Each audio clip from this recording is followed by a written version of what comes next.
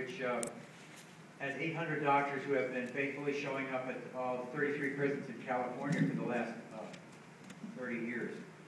We are disturbed and do not agree with the report that was written by Nufisha, a private organization that has proffered telemedicine to introduce that as a major factor in the prison system here in California. The report is sort of like what the pharmaceutical reps do in my office. They promise high quality and low cost, but unfortunately give biased data. Now, this report was written by Nufisha. It's basically a sales pitch to come into California and save $12 billion to in the prison system. I failed to see, as reading through this report, on how this is going to be achieved. Certainly at the expense of quality. In Texas, there's 24 psychiatrists taking care of 117,000 people under the Nufisha system. That's 1 to 5,000. In California, we have something called RIPA. A ratio is necessary of 1 doctor per 20. It's not what I call quality. We don't disagree with telemedicine as an adjunct to primary care, but not the main course.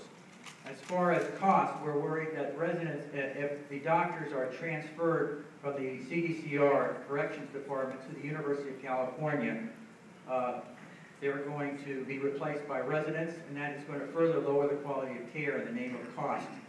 So we're thinking more of the report by Dr. Stobos in Texas, which stated $250 million over 6 years, $40 million a year, is more realistic than the $12 billion. So we don't agree with that. We think it's a pricey system that University of California has, no offense. But we don't think it's culturally symbiotic with the inmate population. There's no experience. And as you remember, University of California couldn't even get along with Stanford for a year, let alone CDCR. We're worried about the conflicts of the culture.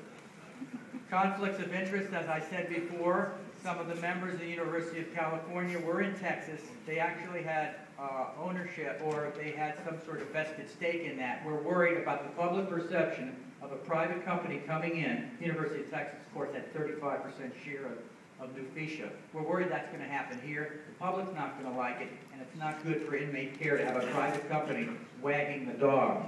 In summary, we don't want to be rushed by the governor's proposal to move our culture of 30 years into an untested culture. It's a sales pitch. We need an independent study, not a study by a company that stands to profit. The current cultures and the current conflicts make this difficult.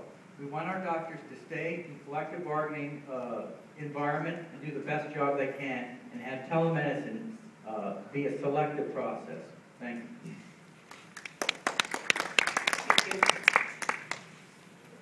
Good morning. I'm Andrew Kahn. I'm an attorney for UAPD, and Sue Wilson has ceded her time to me. We oppose the notion of UC becoming the sole employer of the physician workforce of the prisons. And we want to remind you that you can still play a role in the prison system without taking on the role of being the sole employer. You could enter into a management contract, you could enter into a joint employer relationship, but when you become the sole employer, there will be 6 serious legal consequences. And I offer as my badge of knowledge in this area, I went to UC, I graduated Bolt Hall in 1987, and I've been practicing labor law. And there are 6 serious labor law consequences that will result from UC taking over as the sole employer. The first will be that there will be a lawsuit over the state's constitutional mandate that the state deliver services through the civil service, not through an outside contract with UC or a private contractor. Second, the union has not received reasonable notice or been allowed to bargain with the state over this transfer of the workforce. And you may say, well, that's the state's problem, but it becomes your problem because of the notion of successorship liability that's very well settled in labor law. And so you could end up acquiring liability as a successor for the violations of CDCR.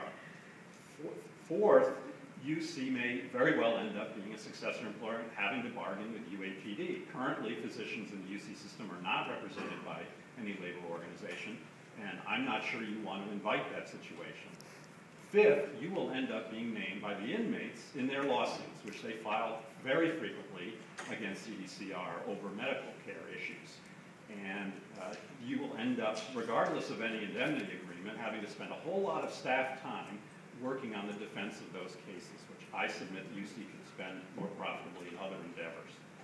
Finally, UC will end up joined as a co-defendant. Judge White has already indicated that happens. So we urge you to not proceed with a proposal to become the employer of the prison doctors. Thank you.